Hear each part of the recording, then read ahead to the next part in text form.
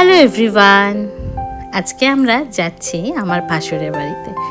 অনেক দিন পর যাচ্ছি, তো এবার যাচ্ছি 2-3 দিন থাকবো সেই বলেই।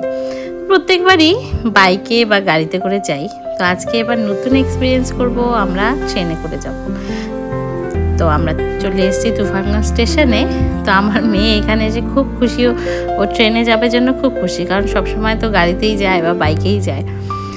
আর এখানে এসে বারবার বলছে, মা চলো না উপরে যাই, ওই পাশে যাই, বায়না করছিল খুব। তোর বাবা উপরে নিয়ে গেল।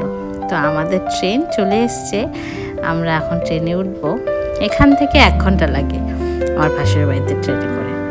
তো আমাদের জার্নি স্টার্ট। ঠিক 1 ঘন্টার মধ্যে আমরা পৌঁছে যাই।